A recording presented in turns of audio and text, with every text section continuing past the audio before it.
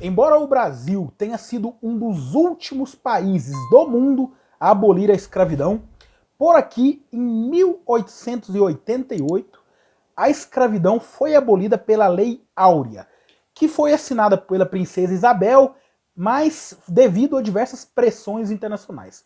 E hoje, você manter uma pessoa em regime de trabalho escravo ou análogo à escravidão é crime e está previsto no artigo 149 do Código Penal, que inclusive diz que caracteriza como trabalho escravo você submeter uma pessoa a condições degradantes de trabalho, jornada exaustiva, trabalho forçado, isolamento geográfico, com ameaças ou violências físicas ou psicológicas, e também você fazer com que uma pessoa fique em servidão por dívidas.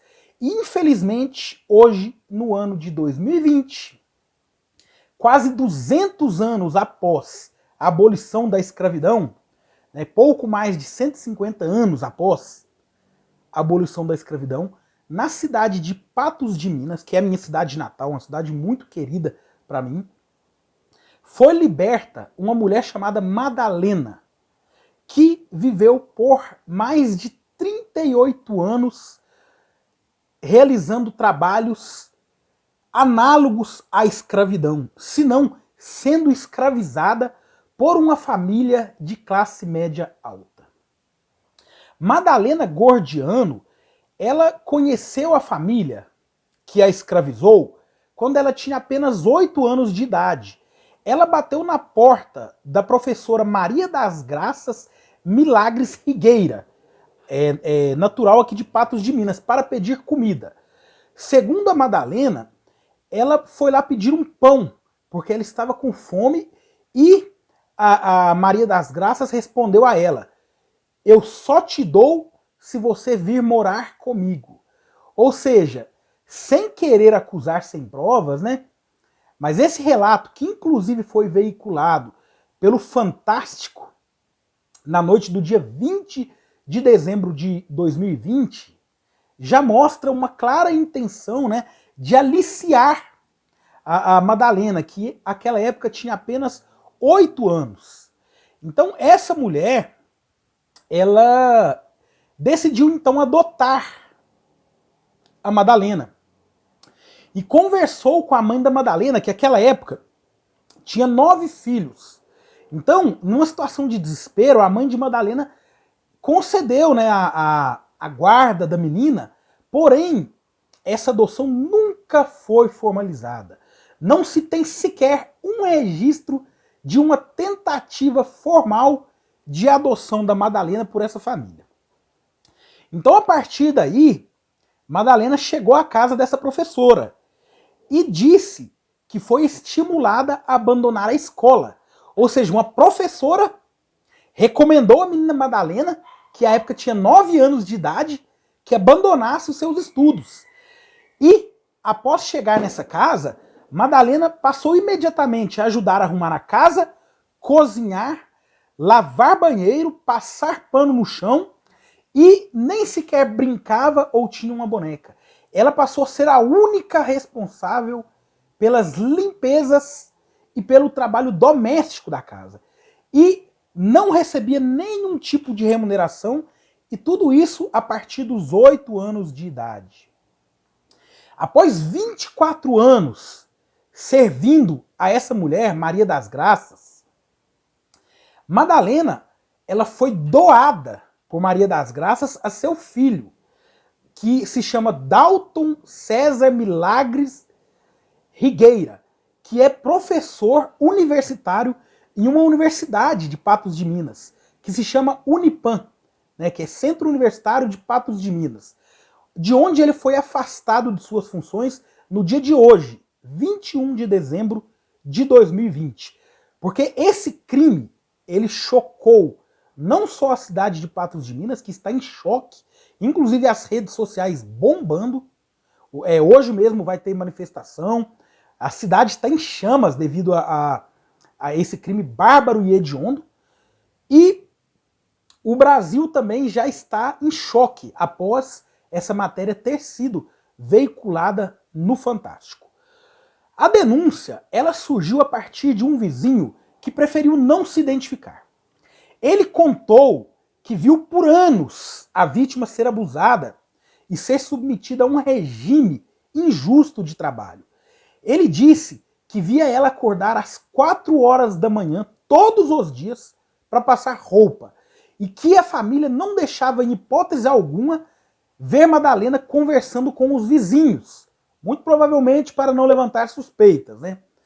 E ele disse que Madalena não se comunicava com os moradores do prédio e era claro que ela sentia medo ao se aproximar de algum outro morador. Isso daí faz muito sentido, porque uma menina que estava sendo aliciada desde os 8 anos de idade, ela incorpora isso no seu subconsciente e passa a ter medo daqueles agressores, daqueles que a mantêm em cárcere.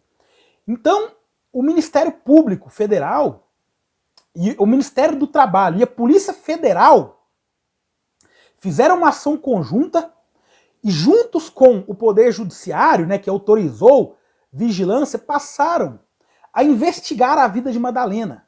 Passaram a investigar o prédio, que é um prédio de classe média ou classe média alta, no centro da cidade de Patos de Minas. Então eles passaram a ver, a investigar, né, claro que de forma velada, e passaram a fazer observações e escutas da família. E o Ministério Público do Trabalho colheu diversos depoimentos de vizinhos, né? E, inclusive, bilhetes que Madalena deixava embaixo das portas dos vizinhos para pedir ajudas e pequenas quantias de dinheiro, 2, 3, 5 reais, para que ela pudesse comprar itens de higiene pessoal, como sabonetes, por exemplo, como vocês podem ver nesse bilhete, que ela deixava embaixo da porta dos vizinhos. E ela mal sabia escrever, porque ela não teve uma educação formal ao longo de sua vida. E passou 38 anos trabalhando para uma família de classe média alta, fazendo todas as tarefas domésticas sem receber remuneração. E após a denúncia do Ministério Público do Trabalho, né, e da Procuradoria de Patos de Minas, foi instaurada uma ação cautelar, eles tiveram acesso à residência e no dia 29 de novembro de 2020, Madalena finalmente foi liberta do seu regime de 38 anos de escravidão. Uma mulher negra, uma mulher pobre, que infelizmente foi brutalmente escravizada por 38 anos. Então ela foi resgatada há menos de um mês. E para tornar a situação mais grave ainda, o Fantástico ele apurou que Madalena chegou a se casar com o tio da esposa do professor universitário. Ou seja, com o tio da senhora que a escravizava. Mas ela nunca chegou a morar com esse companheiro. E provavelmente eles já sabiam que ele estava em fase terminal de alguma doença. Porque pouco tempo após ela ter se casado com o mesmo, ele faleceu e deixou para ela uma pensão aproximada de 8 mil reais por mês, porque ele era militar das Forças Armadas. Porém, Madalena nunca viu a cor desse dinheiro por décadas. E relatos do próprio Fantástico afirma que ela recebia apenas de 200 a 300 reais por mês. Ou seja, além de estar aliciada, realizando trabalho escravo, em um apartamento de classe média da cidade de Patos de Minas, eles fizeram apropriação indébita de um dinheiro que a ela pertencia, usurpavam mais de 8 mil reais por mês e davam a ela apenas 200 a 300 reais por mês. E ela passava falta de alimentos e produtos de higiene pessoal. Como relatam os vizinhos e como comprovam as mensagens que ela deixava para os vizinhos. E, inclusive, ela pedia para os vizinhos que destruíssem as mensagens que ela enviava, porque ela tinha medo de alguma retaliação e provavelmente sentia, né, um aspecto psicológico, alguma ligação de dominação pela família que a escravizou desde criança. Ela foi doutrinada desde os 8 anos de idade. Então agora, o Ministério Público do Trabalho, né, ajuizou uma ação e os responsáveis por essa vida de escravidão serão julgados, né? E a pena ela pode chegar a 20 anos de cadeia, né? E a família já sofre diversas outras acusações. Como as filhas da família são acusadas, né, como vocês podem ver nessa imagem, de receber o auxílio emergencial do governo federal. Porém, uma das filhas do casal, ela faz uma faculdade de medicina numa universidade particular de Uberaba. Ela paga aproximadamente R$ 8.000 por mês e mora em um prédio de alto padrão na cidade de Uberaba. E está claramente sendo hostilizada nas redes sociais. É claro que esse vídeo ele não tem por intenção condenar ninguém, né? Porque uma pessoa só deve ser condenada após o trânsito em julgado, né? Então, a nossa ideia é mostrar os fatos de algo extremamente bárbaro que aconteceu na cidade de Patos de Minas, no estado de Minas Gerais. A justiça ela deve ser feita pelo Poder Judiciário, né? Não se julga ninguém pelas redes sociais, a gente tem que tomar cuidado com isso.